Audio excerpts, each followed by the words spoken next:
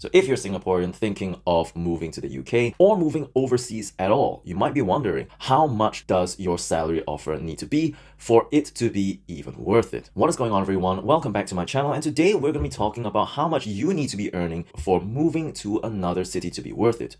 I'll be using the example of my adopted second city, London. However, the same logic applies to any other city, so do your own research.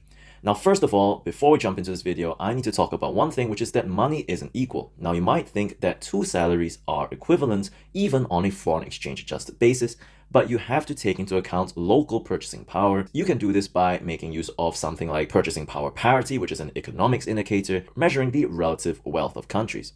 However, you can also do this by, of course, taking a short stint in your destination country and seeing how far that gets you. And in my case, the pound isn't what it once was. Secondly, tax rates do make a big difference. Funnily enough, I had this friend who said, well, tax rates are fine. All you need to do is to double your salary. However, the problem with this is that salaries don't tend to scale linearly, and second of all, you would need to be doing a whole lot more production in order to justify that higher pay. So let's say you have an offer of £50,000 a year, which is about 84,000 Singapore dollars in both the UK and Singapore. Now, in Singapore, as I mentioned in the previous video, your tax rate is something like $200 a month, whereas in London, that is closer to $2,000. And a lot of us like to complain about our contributions to our retirement savings fund, but this is still ultimately usable for your own benefit, purchasing a house, and all of that stuff. You might also want to check out whether or not there are rules where employer has to match what you contribute to your own retirement account, because that does make a huge difference as well. Here in Singapore, you can basically almost get a mortgage on a condominium unit, basically private housing, on autopilot, assuming you have the amount to pay up the deposit.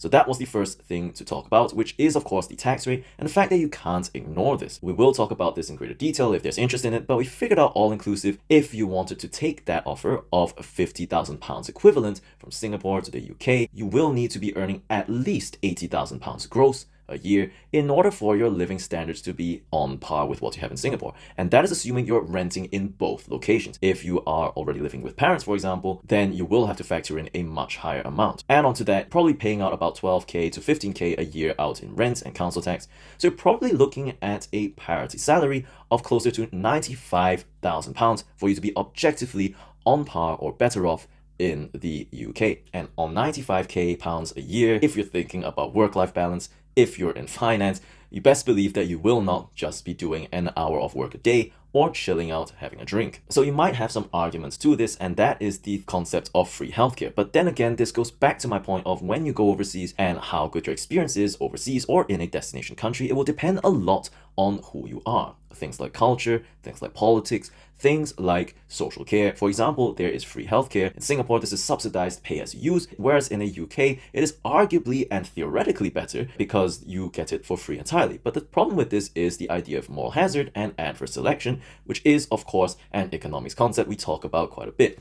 And if you're healthy, you actually subsidize the rest with your tax revenues. So once again, depending on who you are, you might not be getting that value for money. Also, when you first apply to go into the country, the surcharge is not cheap. So overall, though, to answer your question of how much it takes for you to be equally well off in the West as compared to in the East, chances are just take your salary and double it. That will give you an approximate amount, or take your salary in Singapore dollars and convert that directly to pounds on a nominal basis. So 60,000 Singapore dollars, you'll need 60,000 pounds of salary in order to be equally well off.